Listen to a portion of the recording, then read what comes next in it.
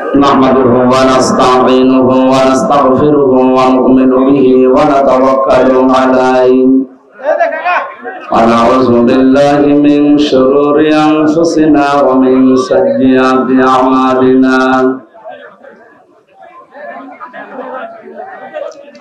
من يهدي الله فلا مضل له ومن يضلل فلا هادي له ونشهد أن لا إله إلا الله وحده لا شريك له وأشهد أن محمدا عبده ورسوله الذي أرسله بالحق بشيرا ونذيرا وداعيا إلى الله بإذنه وسراجا منيرا فقد قال الله تعالى في كلامه المجيد وبرهانه التوحيد أعوذ بالله من الشيطان الرجيم بسم الله الرحمن الرحيم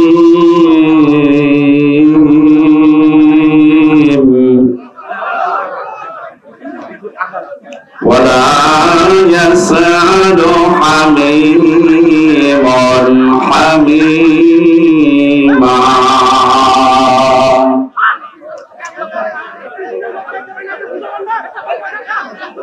يبصر ببنين صدق الله العظيم না এত কথা বললে তো সমস্যা কথা বলতে পারে পরে আমি এমনি ১-১০ মিনিট দাঁড়িয়ে থাকবো দেখে বাড়িছে কথা বলতে পারে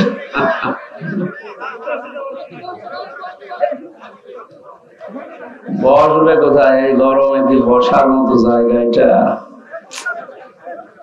ওই পেছনের লোকগুলো একটু বসলে ভালো হতো একটু বাতাস আসতো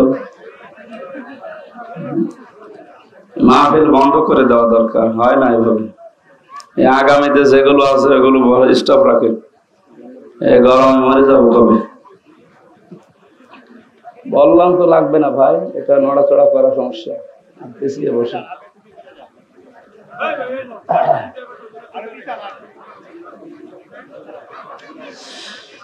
عن أبي هريرة رضي الله تعالى عنه قال قال النبي صلى الله عليه وسلم إن الذي ليس في جوفه شيء من القرآن كالبيت الخريب رواه ابن ماجه إن الله وملائكته يصلون على النبي يا أيها الذين آمنوا صلوا عليه وسلموا تسليما اللهم صل على سيدنا مولانا محمد وعلى آل سيدنا مولانا محمد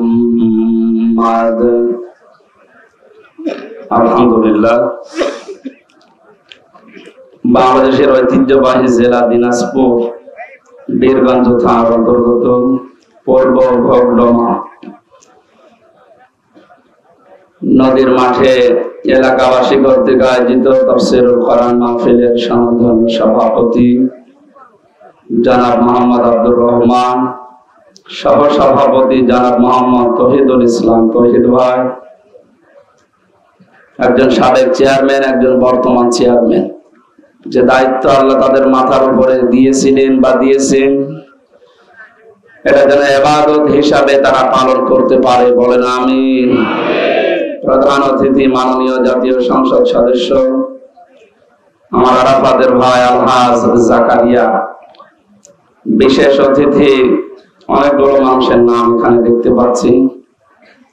আমরা একবারে দোয়া করছি, গরমে একটা একটা করে নাম ধরে দোয়া করতে গেলে আমার সময় চলে যাচ্ছে। আল্লাহ এদের মর্যাদা সম্মান যেন আরো বাড়িয়ে দেয়। মাহফিলে এতক্ষণ যারা কোরআন কারীম থেকে আলোচনা রাখলেন, আপনাদের এলাকার সন্তান বিশিষ্ট আলেমে দ্বীন যারা মাওলানা হারুনুর রশিদ, তার কথাগুলো আল্লাহ ঈমান এবং আমলের সহিত মানার তৌফিক দিন। মঞ্চে বসা উলামায়ে কেরাম, সামনে বসা মুসলমান ভাইরা, পর্দার আড়ালে সম্মানিতা মা এবং বোনেরা, প্রশাসনের ভাইরা, প্রাণ প্রিয় দিনাজপুরবাসী, যে ইবাদতে কষ্ট বেশি হয় ওই ইবাদতে সওয়াব ডবল হয়। কোরআনে কারিমে আছে, নবীজি জানিয়েছেন তার হাদিসে, কোরআন পড়তে গেলে কেউ যদি আটকিয়ে যায়, পড়তে পারে না, বেঁধে বেঁধে যায়, তারপরও কষ্ট করে, তার সওয়াব হবে ডবল। আজকের এই অনুষ্ঠানটা যদি শীতের সময় হতো, আমাদের এভাবে কষ্ট হতো না। গরমের সময় হওয়ার কারণে এখন তীব্র তাপদাহ চলছে। আমার মনে হয় আজকেও 40-42 ডিগ্রি চলছে। কঠিন গরমে বাড়ি থেকে বের হওয়াই নিষেধ, সকাল 10টার পর বাড়ি থেকে বের হওয়া নিষেধ। তারপরও আমরা কোরআনে কারিমের মহব্বতে এত গরম সহ্য করার পরও যে ধৈর্য সহকারে বসে আছি, আশা করছি 2টা মাহফিল অ্যাটেন্ড করলে যে সওয়াব হতো, আজকে আল্লাহ একটাতে আমাদের তাই দেবেন। কোরআনের জন্য যারা ঘর থেকে বের হয়ে পর্যন্ত এসেছি, আমার বিশ্বাস হচ্ছে যদি কোরআনের জন্য এদেশে আবার ডাক আসে, আমরা আমাদের জীবন পর্যন্ত দিতে পারবো ইনশাআল্লাহ।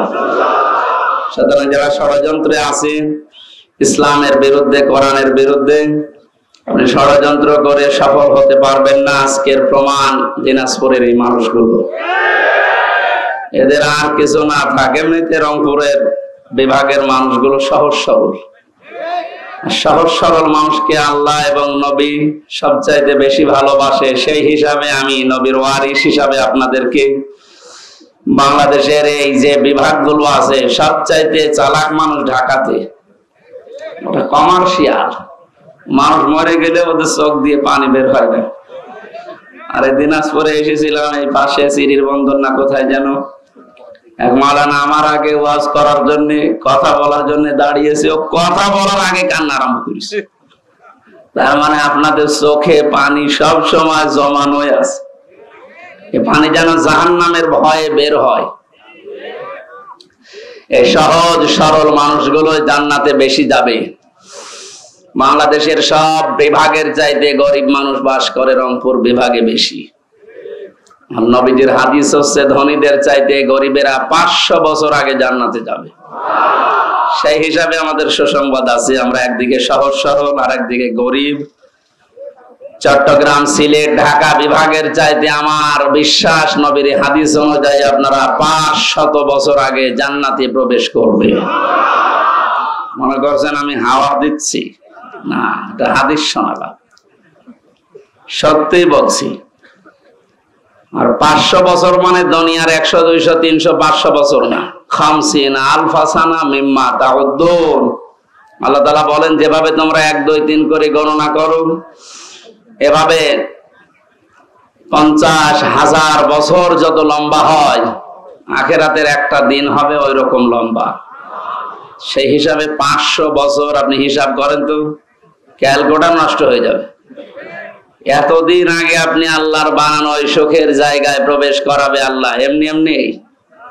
সুতরাং আজকের এই কষ্টটা যেন জান্নাতে যাওয়ার ওসিলা হয়ে যায়, বলেন আমিন। ইন্নাল্লাযী লাইসা ফি জাওফিহি শাই'উম মিনাল কুরআনি কাল বাইতিল খারিব। আল্লাহর নবী জানিয়েছেন, কোন মানুষের হৃদয়ে যদি কোরআন না থাকে, ওটা মানুষের হৃদয় না, ওজার গৃহ, শয়তানের ঘর। এই জন্য এরকম অনুষ্ঠান শুধু না, বিভিন্ন প্রতিষ্ঠান তৈরি করবেন কোরআন কেন্দ্রিক। কয়েকদিন আগে 4 ভাই 2 বোন, 6 ভাই বোন মিলে তার বাবা 95 বছর বয়স, জমি জায়গাগুলো সব তারা নিজেদের নামে লিখে নিয়ে বাবাকে রাস্তায় ছেড়ে দিয়েছে। বলেন সুবহানাল্লাহ। না, শুধু নাউজুবিল্লাহ বললে হবে? দোষ কি শুধু ওই 6 ভাই বোনের? এই বৃদ্ধর দোষ নেই? এখানে এত নড়াফড়া করেন কেন? মোবাইল বন্ধ করে রাখেন। আমরা এমনিতে গরমে কথা হয়তো ঘন্টা খানেক বলবো, হবে না। আমার শরীরের ভেতরে মনে হচ্ছে শোধ বসছে, তারপরও তো শরীরে কিছুই নেই। আর যারা একটু স্বাস্থ্যবান ওদের তো কি হচ্ছে। পরে বললাম আজকে আমি আসছি অনেক দূর থেকে, কালকে ছিলাম সেই পরশুদিন কোথায় বরিশাল মেহেন্দিগঞ্জ, এরপরে ছিলাম রাজশাহী, কালকে ফজরের আজান দিলে বের হয়েছি। বললাম যে আসর থেকে মাগরিব পর্যন্ত করো, এটা অন্তত একটু ঠান্ডা থাকবে, অথবা মাগরিবের পর থেকে এসা পর্যন্ত, ওখানে রাত নাই 10টা থেকে 11টা পর্যন্ত। ও কথা শুনে নাই, না মানুষ এসে বসে থাকবে, তার একটু ফেসবুকে দিয়ে দিলেই তো হইতো, যে মানুষকে বলেন যে আপনারা আসর থেকে মাগরিব পর্যন্ত আসেন বা মাগরিবের পরে আমি উঠবো, তাহলে একটু ঠান্ডা হইতো, আমিও কথা বলে একটু শান্তি পেতাম, এই মাহফিলটাও ভালো হতো। কথা বললে শুনলো না, এখন এই গরমে আমিও পারছি না, আপনারাও ছাড়ছেন না। আল্লাহু আকবার।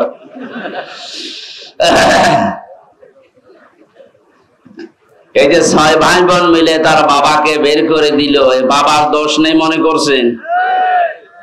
না, শুধু বাবার একাও দোষ না, এদেশে শিক্ষা ব্যবস্থারও দোষ আছে।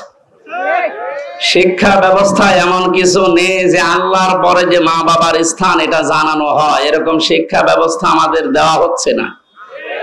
আর যে সমস্ত জায়গায় দেওয়া হয় ওইগুলো বন্ধ করার পায়তারা করে অনেক। আরে ভাই, এ ক্ষতি তো শুধু আমাদের একা হবে না, আমরা নয় কোরআন হাদিস শিখতে পারলাম না তাই। আপনি তো সারা জীবনে হামজার মতো যুবক থাকবেন না, 50 বছর পরে আপনারও বয়স হবে 90 বছর। আপনার ছেলে মেয়ে তখন জমি জায়গাগুলো সব নিজেদের নামে লিখে ওই মুরব্বীর মতো রাস্তায় ছেড়ে দেয়, আপনি কুকুরের খাবার হবেন। সুতরাং আগামী প্রজন্ম যেন এরকম ধ্বংস হয়ে না যায়, আল্লাহর পরে যে মা বাবার স্থান এ বিষয়ে তো ওই ছেলে মেয়েগুলো জানেই না, অথচ সব অনার্স মাস্টার্স করা। এই কথা বলেন কেন? না না না, আমি এটা চাইনি, কথা বন্ধ করে। আমি কি বললাম আপনি বলতে পারবেন? এখানে আমি শুধু ঘটনা বলার জন্য না, এটা শিক্ষা নেওয়ার জন্য। সুতরাং আমাদের যারা প্রজন্ম আসছে, ছেলে মেয়ে হোক যাই হোক, তাদেরকে এ কোরআনে কারিমের সাথে পরিচয় করিয়ে দেওয়া লাগবে। আমার বয়স যত বাড়বে ওর মর্যাদা, আমার মর্যাদা ওর কাছে যেন আরো বাড়বে। আর যদি এইটা না থাকে, আমার দিন যত যাবে ওর কাছে আমার বোঝা মনে হবে। শেষে আপনাকে তার বড় কথা মতো হোক, তার ভেতরে জ্ঞান না থাকার কারণে হোক, আপনাকে বাড়ি থেকে বের করি, শেষে ডেনে পড়ে মরবেন, কুকুরের খাবার হবে। আল্লাহ অপমৃত্যু থেকে, এই খারাপ অবস্থা থেকে আমাদের জাতিকে যেন হেফাজত করেন, বলেন আমিন। আর হাদিসটা শুনলেন কত কঠিন, যে মানুষের হৃদয়ে কোরআন নেই, ওটা মানুষের হৃদয় বলা যায় না, উজাড় গৃহ, শয়তানের ঘর। কত নিকৃষ্ট উদাহরণ কবিজি দিয়েছেন বলেন। এখানে আজ হাজারো মানুষ উপস্থিত আছে, আমার মনে হয় 100 জনের 5 জন কোরআনে কারিমের সাথে পরিচয় নেই, আর যদি শুদ্ধ করে পড়তে পারেও বোঝে না। কথা বলে না কেন? সুতরাং আমাদের অন্তর যেন মানুষের অন্তর হয়। আমি চোখে দেখেছি, বিশ্ববিদ্যালয়ে ক্লাস চলছে, শিক্ষককে জুতা দিয়ে পিটাচ্ছে ছাত্র, তা মাস্টার্সে পড়ে। কি শিক্ষা পেয়েছে বলেন? যে শিক্ষক তাকে পড়িয়েছে, অনার্স মাস্টার্স করিয়েছে, তারে যদি জুতা দিয়ে পিটায় ক্লাসে, ওকে ছাত্র। আমি এইটাও দেখেছি, শিক্ষক অজু করছে, ছাত্র পায়ে পানি ঢেলে দিচ্ছে, অথচ এখনো সেরকম বোঝাই না, মাত্র 6-7 বছর বয়স, কেবল ভর্তি হয়েছে আলিফ বা তাসার সাথে। বলেন, ছাত্র তো দুইটাই, ওইটাও ছাত্র এটাও ছাত্র, এটা মাস্টার্স করে ফেলেছে, এটা জানোয়ার হয়ে গেছে। আর ওটা কেবল আলিফ বা তাসা পড়েও এখন মানুষের মতো মানুষ হচ্ছে, যে উস্তাদ কি ওর কাছে এটা জানা হয়ে গেছে। কিছুদিন পরে যখন কোরআন পড়বে, ওয়াকাদা রাব্বুকা আল্লাহ তা'বুদু ইল্লা ইয়্যাহু ওয়া বিল ওয়ালিদাইনি ইহসানা, আল্লাহ পাক সিদ্ধান্ত নিয়ে ফেলেছেন, রায় দিয়েছেন, ঘোষণা দিয়েছেন। আল্লাহর সিদ্ধান্ত, রায়, ঘোষণা এটা যে আল্লাহ ছাড়া কারো ইবাদত করা যাবে না। তোমাদের মা বাবা যাদের আছে তাদের সাথে ভালো ব্যবহার করা লাগবে।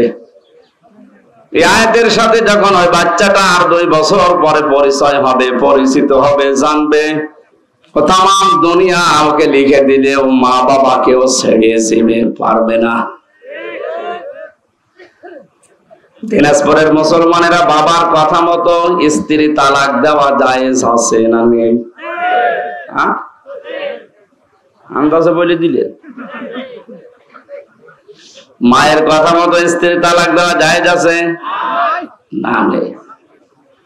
কারণ বউ শাশুড়ির ভেতরে মার মেয়ের যে সম্পর্ক, এটা 100 ভাগ হচ্ছে না, হবেও না। যদিও হয় 1000-এ 1-2টা। বৌমা গুলো শাশুড়িকে মায়ের মতো মনে করতে 100 ভাগ পারে না। শাশুড়ি গুলো মেয়ে পুত্র বধূকে নিজের আপন মেয়ের মতো মনে করে ভাবতে পারে না। এজন্য অধিকাংশ পরিবার গুলো জাহান্নামের মতো হয়ে গেছে। অভাব আছে, তাহলে অভাবে মানুষ এরকম আচরণ করবে। ওটা যদি নিজের মা হতো, আপনি এই অভাবে তার সাথে আচরণ করতে পারতেন যেটা শাশুড়ির সাথে করছেন? পারতেন না। এ দোষ শুধু আপনার একা না, এ দোষ পরিবারের, সমাজের শিক্ষা। সুতরাং এমন শিক্ষা ছেলে মেয়েকে দেওয়া দরকার, যারা আগামী প্রজন্ম দুনিয়াতে আসবে তারা যেন মা বাবা শ্বশুর শাশুড়ি কি তাদের জায়গার মর্যাদা বুঝে বাস্তবে তারা আমাদের সাথে আচরণ করতে পারে। বলেন আমিন। নবী মুহাম্মদ রাসূলুল্লাহ সাল্লাল্লাহু আলাইহি ওয়াসাল্লামের উপরে দরুদ আর সালাম পড়ছি। তিনি কোরআনে কারীম প্রচার করতে গিয়ে 5টা বাধার বিশেষ করে সম্মুখীন হয়েছিলেন। নবীজিকে আল আমিন উপাধি দিয়েছিল এই মানুষগুলো। আল আমিন মানে বিশ্বাসী, আস-সাদিক সত্যবাদী। অথচ এই মানুষগুলো কোরআনে কারীম পাওয়ার পর 5টা বাধা দিয়েছে। নবীজিকে সর্বপ্রথম তারা পাগল বলে ঘোষণা দিয়েছে। কি বলে? কিয়ামত পর্যন্ত কোরআনে কারীম নিয়ে যারা নাড়াচাড়া করবে এদেরও এই 5টা বাধা মাস্ট বি আসবে। তার 1 নম্বরে পাগল। 1 নম্বরে কি? আরে পাগল বলার কারণ কি? কোরআনে কারীম জানিয়েছে মা আনতা বিনিআমাতি রাব্বিকা বিমাজনুন। হে নবী, আপনার প্রতি আল্লাহর নিয়ামত এই যে আপনি পাগল না। বলেন সুবহানাল্লাহ। আমা সাহিবুকুম বিমাজনুন, তোমাদের সাথে মুহাম্মদ সাল্লাল্লাহু আলাইহি ওয়াসাল্লাম তিনি পাগল না। কি পাগলামি তারা দেখলে তোমরা?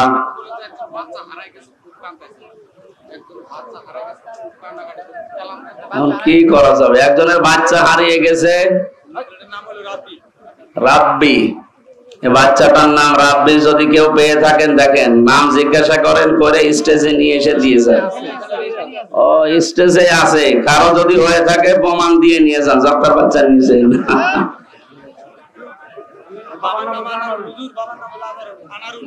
আনারুল, বাবার নাম আনারুল, এখানে আছে বাচ্চাটা রাব্বি। যদি কারো হয়ে থাকে এখানে এসে তার মা হোক, ভাই হোক, বোন হোক, এখান থেকে নিয়ে যান। তাফসীরুল কোরআন মাহফিল আপনারা লিখেছেন, আমরা যে আয়াতই পড়েছি ওই আয়াত থেকে তাফসীর আকারে কথা বলবো ইনশাআল্লাহ। নবীজিকে পাগল বলার কারণ ছিল প্রধানত 3টা। কয়টা? 1 নম্বরে ওরা পাগল বলতো কোরআনের কারণে। কিসের কারণে? বলেন বলেন। কিয়ামত পর্যন্ত আজও কোরআনের কারণে অনেককে, অনেক দলকে পাগল বলা হচ্ছে, হবে।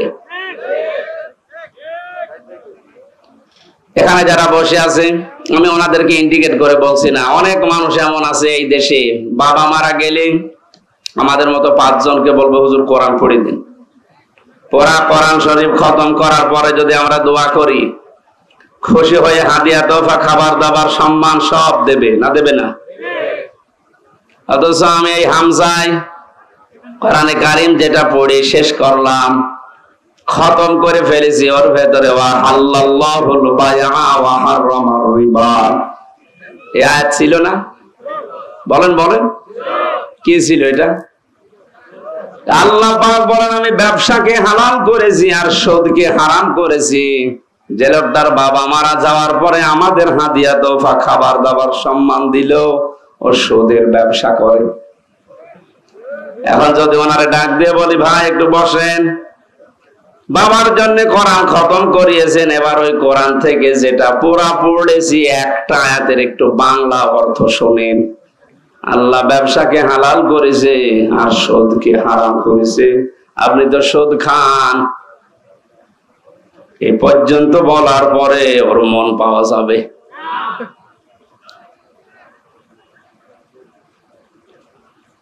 ও মনে মনে ভাববে কারে নিয়ে আসলাম। ওই জামানায় মুহাম্মদুর রাসূলুল্লাহ সাল্লাল্লাহু আলাইহি সাল্লামকে এক নম্বরে তারা পাগল বলতো, কারণ নবীজি যখনই আয়াত নাজিল হওয়ার পরে তেলাওয়াত করে শোনাতেন, আবু জেহেল আবু লাহাব তো আর আমাদের মতো বাংলা ভাষা ইংরেজি ভাষা না, ওদের ভাষায় আরবি, বললেই ওরা বুঝে ফেলতো যে মুহাম্মদ বলতে চায় কি। আমরা এতিমের মাল আত্মসাৎ করে খাই, আর কোরআনে কারিমের আয়াত পড়ে আমাদেরকে জানাতে চায় যারা এতিমের মাল খায় তারা জাহান্নামের আগুন খায়। আমি যদি বাংলায় না বলি, শুধু আরবিতে বলি, ইন্নাল্লাযীনা ইয়াকুলুনা আমওয়ালাল ইয়াতামা যুলমান ইন্নামা ইয়াকুলুনা ফি বুতুনিহিম নার। এ পর্যন্ত বলার পরে কিছু বুঝেছেন? তারা যদি বাংলায় বলে, নিশ্চয় যারা এতিমের মাল ভক্ষণ করে অন্যায় ভাবে জুলুম করে ফাঁকি দিয়ে, আমার আগে যে কথা বলছিলেন উনি হয়তো এই কথাগুলো আরবিতে না বলে বাংলায় আপনাদের বুঝিয়েছেন। জনপ্রতিনিধি হবে হয়তো, যে মানুষের জমিন আত্মসাৎ করে ফাঁকি দিয়ে খায়, এমনকি মসজিদের টাকা পর্যন্ত, গোরস্থানের জমি পর্যন্ত জাল দলিল করে নিচ্ছে।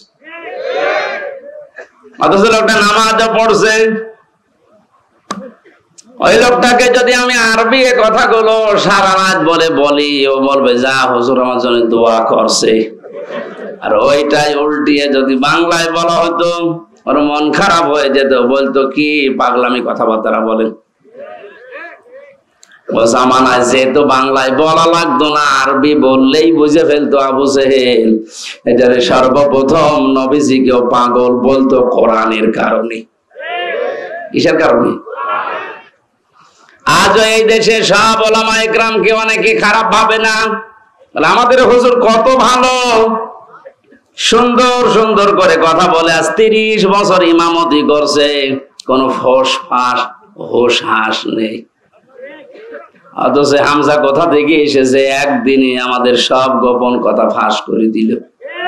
আরে ও 30 বছরে যা বলেছে আরবিতে, ওটা যদি আমার মতো বাংলায় ব্যাখ্যা করতো, 30 বছর আগে ইমামতি চলে যেত। তাহলে নবীজিকে পাগল বলার এক নাম্বার কারণ কি? কোরআন। বলেন বলেন। আজও এইভাবে কেউ যদি বলে, তাকে উল্টা পাল্টা নাম আজও দেওয়া হয়। দ্বিতীয় নম্বর, নবীজিকে পাগল বলার কারণ ছিল এমনি। কি কারণ? হ্যাঁ, কোন কারণ নেই, এমনি। আমি যদি এখন হারুনকে বলে রাজাকার, ও যদি বলে কেন বললেন, এমনি। হ্যাঁ এমনি, কারণ আমার হাতে এখন মাইক আছে, মিডিয়া আছে, পাওয়ার আছে, আমি যা বলবো ওইটাই মানুষ শুনবে। ওই জামানায় নবীজিকে পাগল বলতো। দ্বিতীয় নম্বর কারণ কি? এমনি। আজ আমাদেরকে দেখেন অনেকেই অনেক নাম দিচ্ছে, কোনো কারণ নেই, এমনি। 3 নম্বরে বিশ্ব নবী মুহাম্মদুর রাসূলুল্লাহ ওই জামানায় তিনি একা দাঁড়িয়ে গিয়েছিলেন জুলুমের বিরুদ্ধে।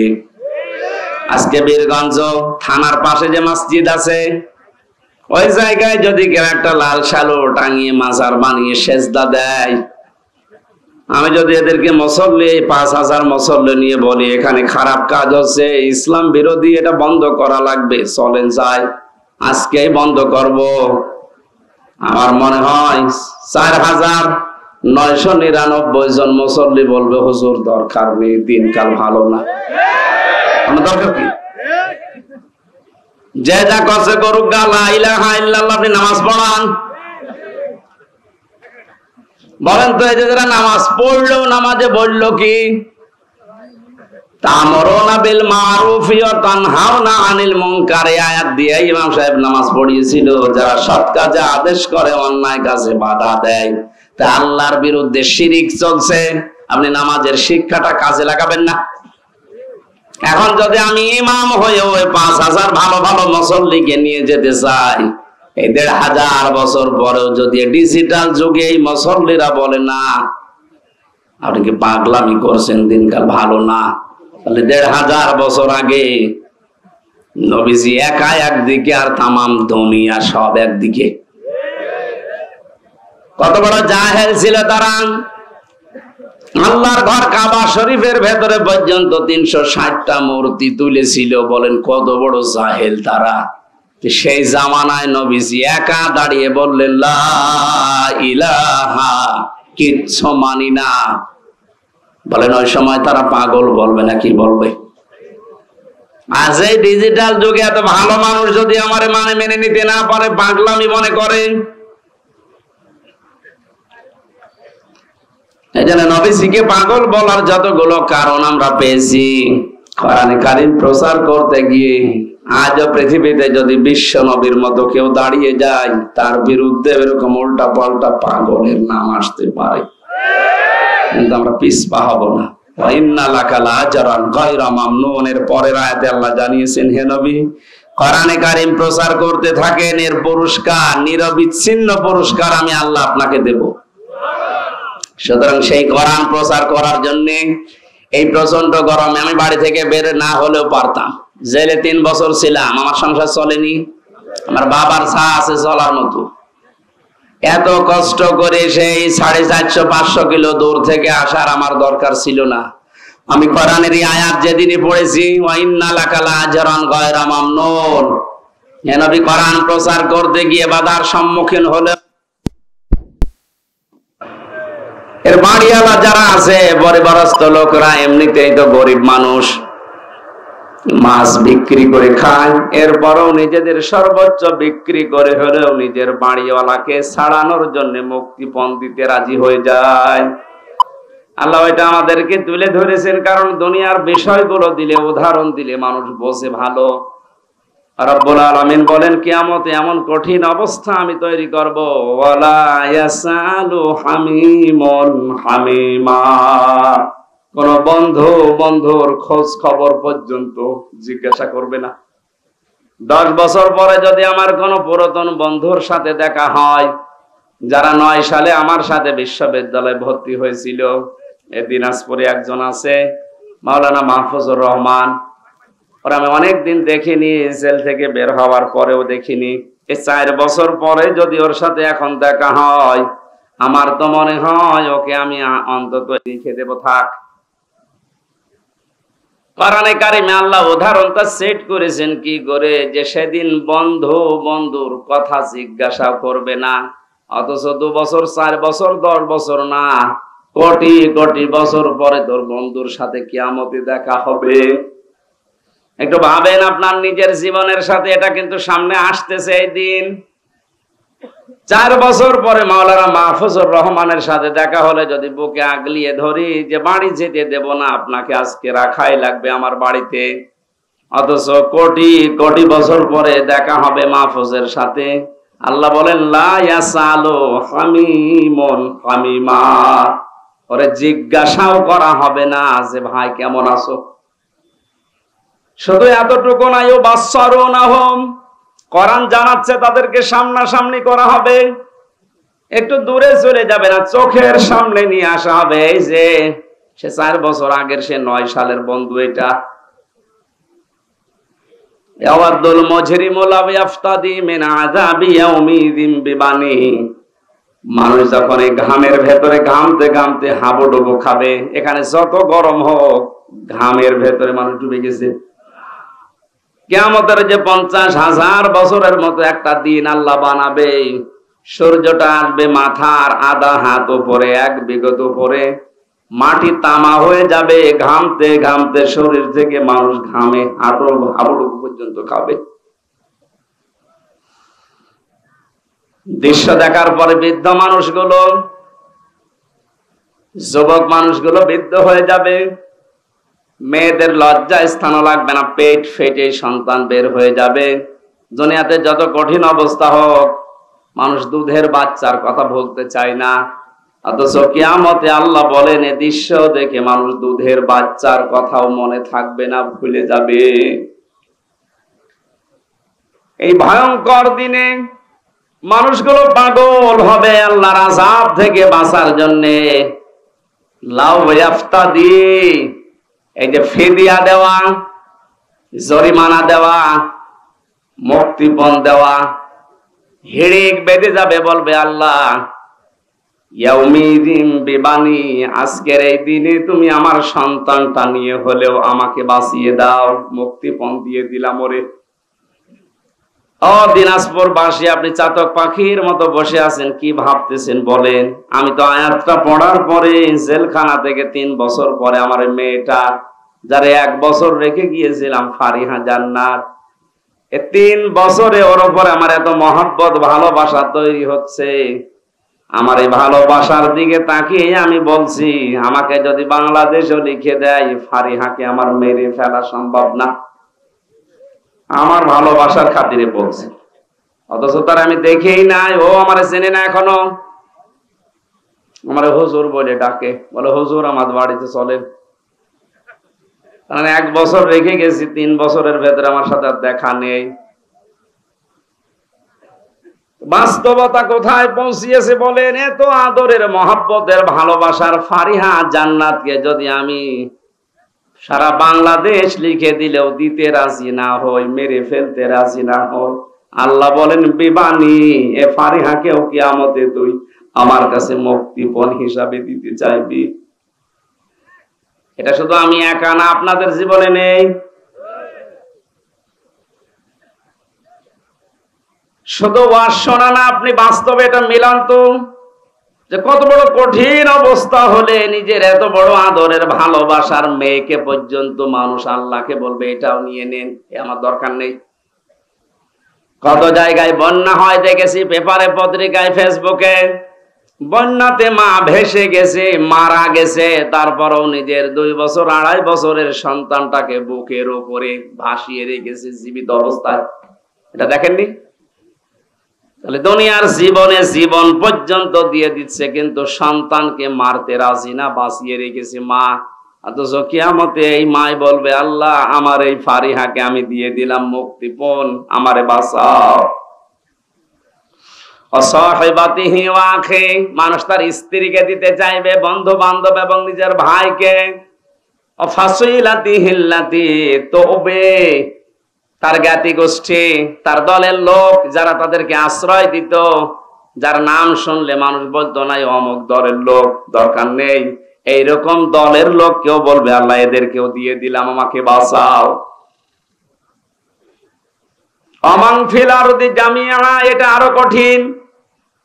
শুধু দলের লোক না, জ্ঞাতি গোষ্ঠীর লোক না, যারা আশ্রয় দিত, তারা না, স্ত্রী না, ভাই না, সন্তান আদি না, আল্লাহ পাক বলেন এই পৃথিবীর যত সম্পদ আছে ও সব দিতে রাজি হবে। এরপরও সে বলবে আল্লাহ আমারে নাজাত দাও, আমাকে বাঁচাও। এতটুকু বলার পরে আল্লাহ আলোচনার ধরন এবার পাল্টিয়েছেন। একটু ভালো করে শুনবেন। এই যে জালজালা কঠিন অবস্থায় এতগুলো মানুষের নাম বলার পরে মহান আল্লাহ এবার বলেন কাল্লা, কখনোই না। এই যে এতগুলো জিনিস দিয়ে লোকটা মুক্তিপণ হিসাবে দিতে বাঁচতে চায়, নিজেকে মুক্ত করতে চায় আল্লাহর আযাব থেকে।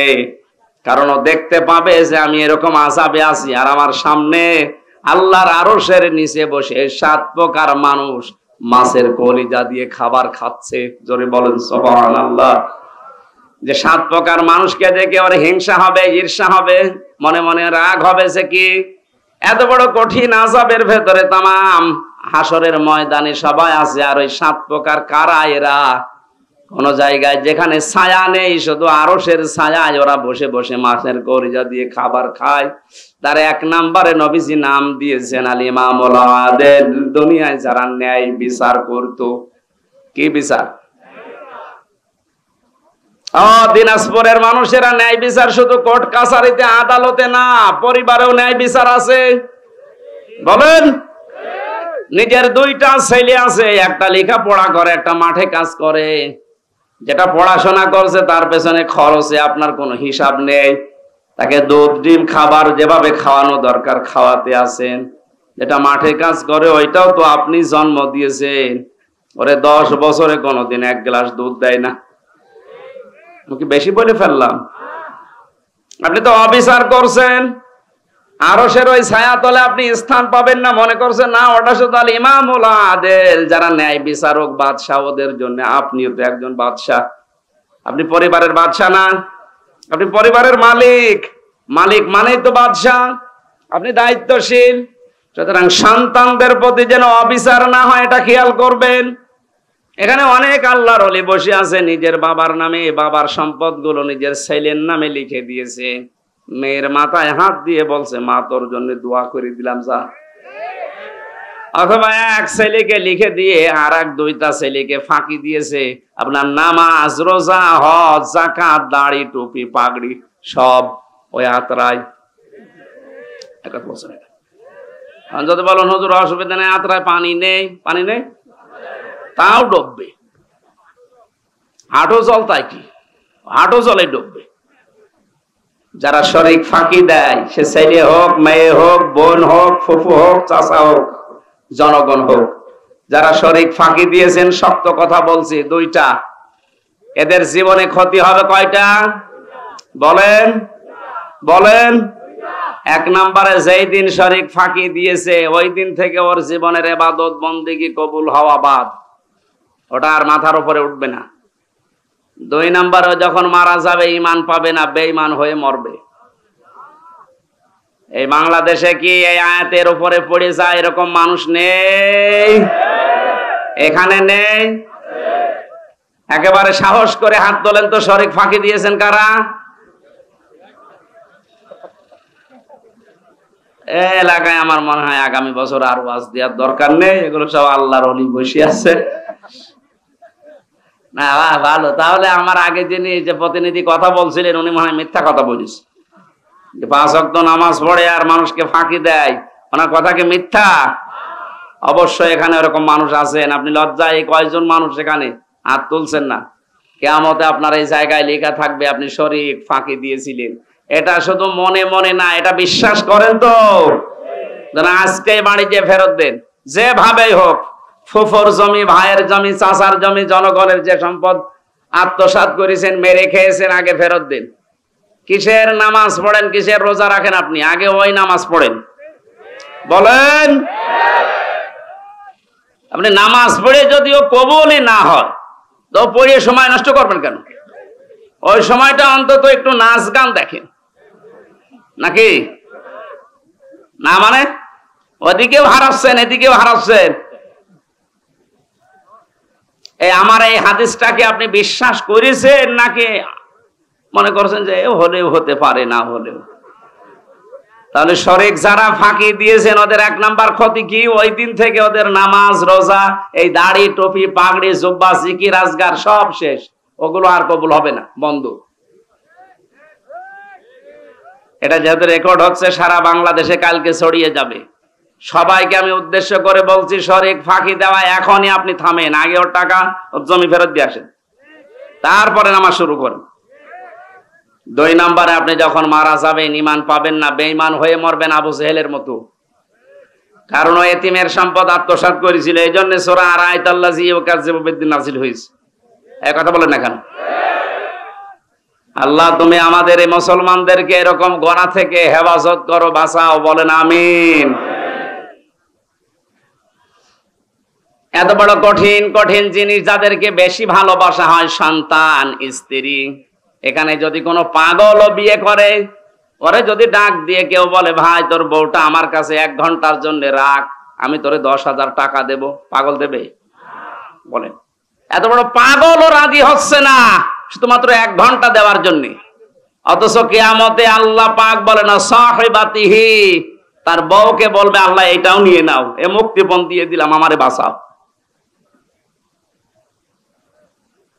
ইব্রাহিম নবী আলাইহিস সালামের মতো এত বড় পাওয়ারফুল নবী, যিনি জাতির পিতা, জাতির, তিনি বলবে আল্লাহ আমার পিতা আজরের সাথে যা ভালো লাগে করো, ও সাথে আমার দেখার দরকার নেই, তুমি আমারে বাঁচাও।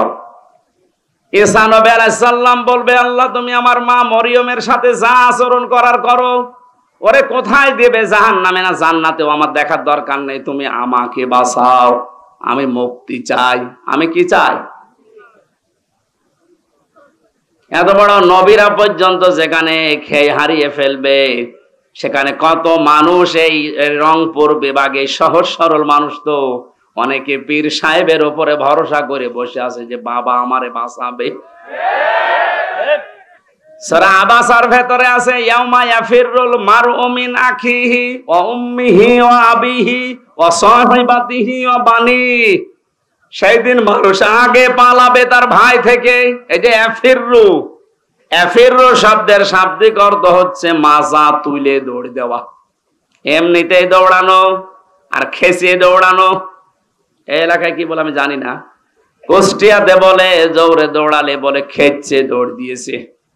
কিয়ামতে আপনজন ভাইকে দেখলে মানুষ খেচ্ছে দৌড় দেবে। কি দৌড়? তার মানে মাথায় কাপড় বেঁধে দৌড় দেবে। এরপরে তার মা থেকে পালাবে, বাবা থেকে পালাবে, তার বন্ধু থেকে পালাবে, স্ত্রী থেকে পালাবে, সন্তান থেকে পালাবে। আমার প্রশ্ন হচ্ছে আয়াত পড়ার পরে, এই দিনাজপুরবাসী যাদের নাম বললাম বিপদে পড়লে এরা দুনিয়া যাই হোক আসে না? আসে না? বলেন না কেন? যত বড় শত্রু আপনার ভাই হোক, বিপদে যদি ওই রকম পড়েন, ওর এই রক্তের টানে হলেও আসবে, কিছু দেয় দিক না দেয় না দিক। কথা বলে না কেন? আপনার ভাইয়ের কথা, আল্লাহ মায়ের কথা, বাবার কথা, স্ত্রীর কথা, সন্তানের কথা, বন্ধুর কথা, নেতার কথা, 7 প্রকার মানুষের নাম দিল। যারা আসবে তাদের নাম আল্লাহ দিয়েছেন, বলেন না এরাই পালাবে আগে, তাও যেমন তেমন না, মাজা দৌড় দিয়ে পালাবে। তাহলে আমার তো মনে হয় যারা আজ বিভ্রান্তিতে আছেন সারা বাংলাদেশ সহ ভারতে, বাংলাদেশ আর পাকিস্তানে, অনেকে আশা করে আছে কিয়ামতে আমার বাবা জান, আমার দাদা জান আমারে বাঁচাবে। আরে ভাই, আল্লাহর কসম, কোরআনে কারিমের সূরা আবাসা কসম দিয়ে বলছি, কিয়ামতে অনেক পীর বলবে আল্লাহ আমি পীরই ছিলাম না, আমি মুরিদ বাবা কোথায়, আমি তো পীরই ছিলাম না। কারণ আপনার মা যদি বলে আমার বিয়ে হয়নি, আমি সন্তান পাবো কোথায়? পীর সাহেব এটা বলতে পারে না? বলেন। সুতরাং কারো উপরে আন্দাজে ভরসা করে সময় নষ্ট করেন না। বন্ধু বন্ধুর পরিচয় দিতে রাজি না। সন্তান আদি মানুষ আল্লাহর দরবারে বলবে এগুলো মুক্তিপণ দিলাম, আমাকে তুমি নাজাত দাও, বাঁচাও। আল্লাহ বলেন না, কাল্লা, কখনোই না, ইন্নাহা লাযা, অবশ্যই তোমাদেরকে আমি আল্লাহ লাযা নামক দরজা দিয়ে প্রবেশ করাবো। কোন দরজা? বলেন। এখানে যারা প্রধান অতিথি, বিশেষ অতিথি আছে, এনাদেরকে যদি এখন জিজ্ঞাসা করেন, আমার মনে হয় যতটুকু বিশ্বাস ওনারা পারবে না। জাহান্নাম কয়টা জিজ্ঞাসা করেন তো, বলেন। দেখেন, দেখলেন না, জাহান্নাম একটা। আপনি তো কোরআন হাদিস পড়েননি ওইভাবে, দেখলেন চেয়ার নিয়ে বসে আছে, অথচ জাহান্নাম 7টা বলছে। যারা সত্যকে জানার পরে অহংকার করে মুখ ফিরিয়ে চলে যায়, এরপরেরটা তো আরো কঠিন, বলবো। যারা সম্পদ জমা করে আর সংরক্ষণ করার জন্য চেষ্টা চালায়। সম্পদ কি? পৃথিবীর যত সম্পদ আছে, নবীজির ভাষায় উত্তম সম্পদ হচ্ছে নেককার আল্লাহওয়ালা মেয়ে মানুষ। সম্মানিত মা বোন যারা এসেছেন, অনেকেই মনে করে আমি নামাজ পড়ি, রোজা রাখি, কালো বোরকা পরি, আমি জিকির করি, আমি ইবাদতবন্দি কি করছে, আমি কি নেককার? না, নেককার হওয়ার জন্য নবীজি ওইদিকে ইঙ্গিত দেয়নি। আল্লাহর নবী বলেন নেককার নারী দুনিয়ায় ওইটা যার ভেতরে 4টা গুণ পাওয়া যায়। 1 নম্বরে, স্বামী যখন বাইরে থেকে বাড়িতে আসে, দুনিয়ার সব কাজ বাদ দিয়ে যারা স্বামীকে খুশি করার জন্য চেষ্টা চালায়। এরকম মহিলা এখন ঘরে ঘরে। এই মহিলা নেই, এই জন্য অনেকেই পরকীয়া প্রেম করে। আপনি তো ঠিক বলবেনই, কারণ এলাকায় এসব চলছে। সম্মানিত মা বোনেরা, আপনাদের স্বামীরাই দেখেন স্বীকৃতি দিচ্ছে এরা পরকীয়া প্রেম করে, এই কারণে আপনার কাছে রেসপন্স পায় না, আপনার কাছে যেটা পাওয়া দরকার পাচ্ছে না। এই জন্য শুধু স্বামীরা একা দায়ী থাকবে না, আপনারও দোষ আছে। আপনাকে বাদ দিয়ে যে মহিলার সাথে এই স্বামীটা লাইন করেছে, তার ভেতরে যা আছে আপনাকে আল্লাহ তাই দিয়েছিলেন। কথা বলে না কেন? কি জিনিসের কারণে ওর মন ওই দিকে চলে গেল? এখন অনেকে মহিলারা বলে যে হুজুর ওর নেশারই খারাপ। না, নেশার আপনি খারাপ করেছেন কেন? আপনি সব ওছাড় করে দিতে পারেন না, তাহলে তো আর আল্লাহর ওলি ওইদিকে যাচ্ছে চায় না। সুতরাং আপনি নেককার হওয়ার জন্য স্বামীটা এটা আকাশের চাঁদ মনে করেন। এ বাড়িতে যখনই আসবে মনে করবেন এটা পৃথিবীর শ্রেষ্ঠ মেহমান। নবীজির স্ত্রী হযরতে মাইমুনা রাদিয়াল্লাহু তাআলা আনহা নিজেকে পরিপাটি করে গোসল করে সুন্দর করে সাজিয়ে বিছানায় নতুন চাদর বিছিয়েছে। আশপাশের মেয়েরা এসে ডাক দিয়ে বলে, মাইমুনা কে আসবে এমন এত সুন্দর করে সাজিয়েছে ঘর? হযরতে মাইমুনা বলে, পৃথিবীর শ্রেষ্ঠ মেহমান আমার স্বামী আসবে। মহিলারা হেসে ফেলেছে, ডাক দিয়ে বলে, স্বামী আবার মেহমান হইল? হযরতে মাইমুনা বলে, মেহমান না মানে তামাম পৃথিবীর শ্রেষ্ঠ মেহমান আমার কাছে আমার স্বামী। আর আপনার বউ যদি সাজগোজ করে বিছানায় নতুন চাদর বিছায়, যদি আপনি বলেন কি গো আজকে এত আনন্দ, বলে জানো না লোক আসবে, তার মানে আপনি ওর কাছে লোকই না। আপনি কি? আপনি শুধু ওই খোকার বাপ, তাছাড়া আপনি লোক না। ওর কাছে লোক হচ্ছে ওর বিয়াই। না, মেয়েরা যদি নেককার হতে চায় প্রথম নাম্বারে স্বামী আসলেই সব কাজ ওর বাদ। নবীজি এমনও জানিয়েছে যদি চুলার উপরে দুধ গরম হয়ে উতলিয়ে পড়ে যায়, যায় যাক, ও দরকার হয় 500 টাকার দুধ মাটিতে পড়ে যাও, তাও স্বামীর ডাকে সাড়া দাও। আজ মেয়েরা যদি একটু সাড় দিত, এই রেসপন্সটা আমাদের দিকে এগিয়ে যেত, আজ হাজারো পরিবারে পরকীয়া প্রেম মুক্ত হয়ে যেত। আমার তো বিশ্বাস হয় না, মনেও হয় না যে মানুষ পরকীয়া প্রেম করবে কি দিয়ে, এমনি শরীর চলে না। ইন্ডিয়া হারবাল, কলকাতা হারবাল ছাড়া ওর শরীরই চলে না। এরপরও যদিও লাইন করে বসতে হবে, অবশ্যই পরিবারে ঝামেলা আছে। মা বোনদেরকে আমি ভালোবাসি, আশা করছি আপনি উজাড় করে দেবেন সময়, সম্পদ, আপনার শরীর সব আপনার স্বামীর জন্য। যেই মহিলা স্বামীকে দেখানোর জন্য, খুশি করার জন্য সাজগোজ করে, ওটা তার ইবাদত হিসাবে গণ্য হয়ে যায়। স্বামীর কাছে আসার 10টা নিয়ম আছে। কোন মহিলা যদি স্বামীর কাছে আসতে চায়, প্রথমে যতটুকু পরিষ্কার পরিচ্ছন্ন হওয়া দরকার তার পোশাক, তার শরীর, সে যেন করে আসে। 2 নম্বরে যদি সমর্থ থাক, সে যেন পারফিউম ব্যবহার করে, আতর, সেন্ট।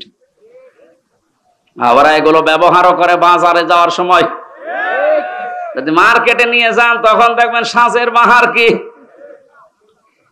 সম্মানিত মা বোন, যারা চুল খুলে বাজারে যান, বিভিন্ন অনুষ্ঠানে যান, যেই কয়টা চুল পর পুরুষে দেখবে, ওই কয়টা সাপ কিয়ামতে কামড় দেবে। আর বাড়িতে থাকাকালীন যেই কয়টা চুল আপনার স্বামীর সামনে বের হয়ে থাকবে, অতগুলো সওয়াব আল্লাহ লিখে দেবে।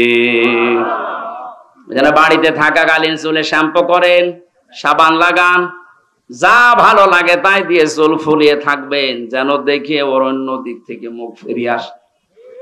নবীজি বলেন 2 নম্বরে স্বামী যখন আসবে, তাকে খুশি করার জন্য, হাসি দেওয়ার জন্য যা করা লাগে ও করবে। কোন স্বামী যদি পছন্দ করে যে আমার বউ ব্লাউজ গায়ে দেবে, হাতা কাটা, ও যেন তাই দেয়। আমি তো এটা বানিয়ে বললাম নাকি? 3 নম্বরে স্বামী যেটা পছন্দ করে ওটা যদি জায়েজ হয়, আপনার জীবন থাকতে ওটা আপনি মেনে নেবেন। কথা বোঝেন? স্বামী পছন্দ করছে বিয়ের পরে যেন মা বাবা আমাদের সাথে থাকে, কিন্তু অনেক বউ এটা পছন্দ করে না, মানেও না। এরকম বউ দেশে নেই? এই যে দিনাজপুরে বৃদ্ধাশ্রম তৈরি হয়েছে, এটা কি খেলা করার জন্যে? এই বউদের কারণে। আরে বউদেরকে হাওয়া দেয় এই বড় মা আর ওর বড় বোন, ওখান থেকে হাওয়া লাগায় যে তাড়াতাড়ি আলাদা হ, খুব আরামে খেতে পারবি। আপনি অপেক্ষা করেন, আপনাকেও ঠিক ওই বৃদ্ধাশ্রমে পাঠানোর জন্য আপনার পেটের এই সন্তান আপনাকে পাঠাবে। 4 নম্বরে নেককারের সংজ্ঞায় পেয়েছি, ওই স্বামী ওই স্ত্রী নেককার যে স্বামী বাইরে গেলে তার সন্তান আর সম্পদ সে হেফাজতে রাখে। আল্লাহ রাব্বুল আলামিন মেয়েদেরকে এই 4টা গুণ অর্জন করার তৌফিক দিন। এটা প্রত্যেকটা জান্নাতের 8টা দরজা খুলে যাওয়ার গুণ। আজ হাজারো মহিলার ভেতরে গুণগুলো নেই। শুধু নামাজ পড়া, রোজা রাখা আর কালো বোরকা পরায় মনে করে এইটাই আমি নেককার হয়ে গেছি। না, যারা এই মাল সম্পদ দুনিয়াতে জমা করবে আর সংরক্ষণ করে রাখার চেষ্টা চালাবে, মালের ব্যাখ্যা হাদিসে তাফসিরে 5টা। 1 নাম্বার তো নেককার নারী, 2 নাম্বারে অস্ত্র শস্ত্র, 3 নাম্বারে প্রভাব প্রতিপত্তি, 4 নাম্বারে ক্ষমতার চেয়ার, 5 নাম্বারে টাকা পয়সা। এগুলো যারা বারবার জমা করে আর মনে করে এগুলো আমার কাছে স্থায়ীভাবে থাকবে, এগুলো সংরক্ষণ করার জন্য চেষ্টা চালায়, আখেরাতের যে বিশাল জীবন ভুলে যায়, এদেরকে লাজায় আল্লাহ প্রবেশ করাবে। বলেন নাউজুবিল্লাহ। জেলখানাতে যাওয়ার পরে আমি বেশি দেখেছিলাম পারিবারিক কলহর কারণে অধিকাংশ মানুষ জেল খাটতেছে। এখন যে গাজীপুরের কাশিমপুরে যে এখন ফাঁসি দেয়, আগে তো শাহজাহান জল্লাদ ছিল, 40 বছর পরে বের হয়েছে। এরপরে যে এখন দায়িত্বে আছে ইলিয়াস, এর বাড়ি চট্টগ্রামে।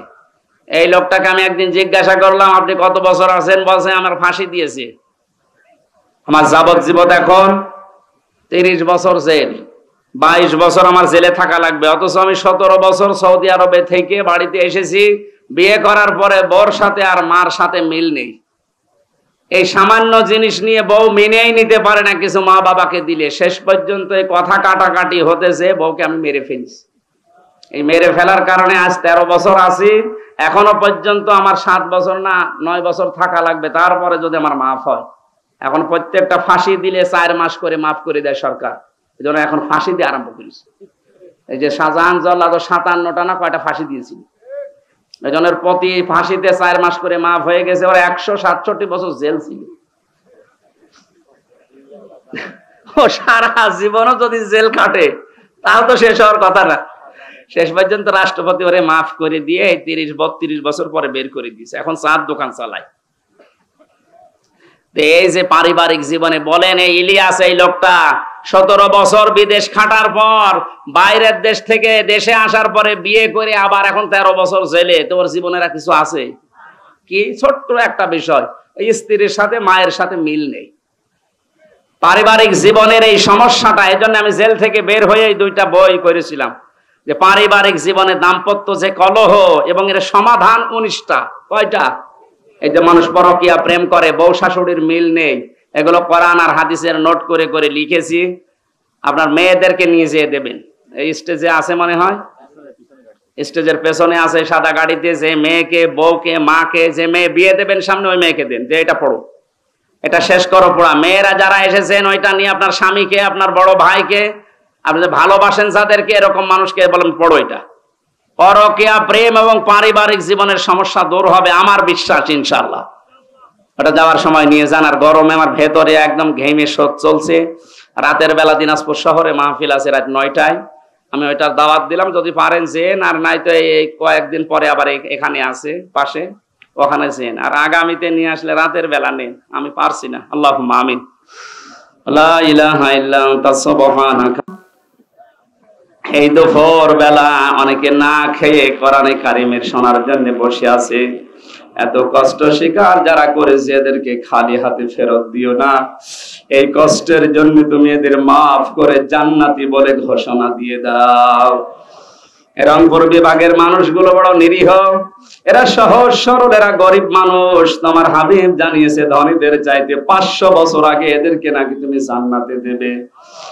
এ বিভাগে যারাই বাস করে আল্লাহ, এই মানুষগুলোর জন্য মুসাফির অবস্থায়, মাজলুম অবস্থায়, অসুস্থ অবস্থায় দোয়া করছি, এদেরকে তুমি সত্যি জান্নাত দিয়ে দিও। আজকের আলোচনার সওয়াবগুলো নবীর রওজায় পৌঁছিয়ে দিও। যে যতটুকু কষ্ট আজকে গরমে সহ্য করেছে কোরআনের ইজ্জতে, আল্লাহ তুমি তাকে ওই পরিমাণেই মাফ করে দাও। আমরা অনেকে অসুস্থ হয়ে পড়েছি, আমাদেরকে শেফায়ে কামেলা আজেলা দান করো। যেভাবে যে এগিয়েছে কোরআনের জন্য অর্থনৈতিক ভাবে, তার ওই টাকায় ভাবে বরকত দিয়ে দাও। তোমার যে বান্দাগুলো প্রতিনিধি হওয়ার জন্য আকাঙ্ক্ষা পেশ করেছে, যার জন্য তোমার ইসলামের দ্বীনের কাজ হবে, এদেরকে তুমি নির্বাচিত করে দিও আল্লাহ। প্রধান অতিথি আমাদের এমপি সাহেব জাকারিয়া সাহেবকে কবুল করে নাও। যত অতিথি আজকে এসেছে প্রত্যেকটি অতিথিকে অমরের মতো বাঁচার জন্য দোয়া চেয়েছি। আল্লাহ আমাদের সবার মাকে তুমি মাফ করে দাও। মাথা নিচু করে দোয়াটা পড়েন, রব্বির হামহুমা কামা রব্বায়ানি সগীরা।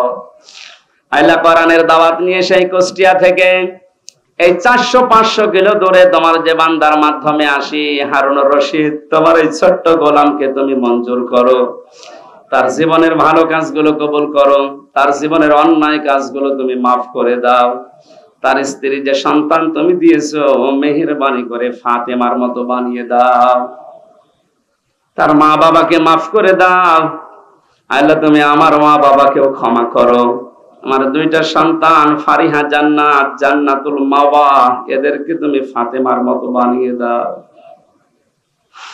জীবন থেকে 3টা বছর এক ধরে কেটে গেল আল্লাহ, ওই 3টা বছর তুমি নবীজি 3 বছর জেলে ছিল, তার সাথে কবুল করে নাও। এলাকায় মাটির নিচে যত মানুষ ঘুমিয়ে আছে, প্রাণের ইজ্জতে কবরগুলো জান্নাত বানিয়ে দাও। আমাদের পারিবারিক জীবনে তুমি ওসমান রকিয়ার মতো পরিবেশ তৈরি করে দাও। হাজার হাজার মানুষ আজ বাংলাদেশে অনেকে জেল খাটতেছে শুধু পারিবারিক জীবনের কারণে। আল্লাহ পরিবারে তোমার সালাম নামের খাতির শান্তি দাও। আগামী না একবার হলেও যেন পড়ি লা ইলাহা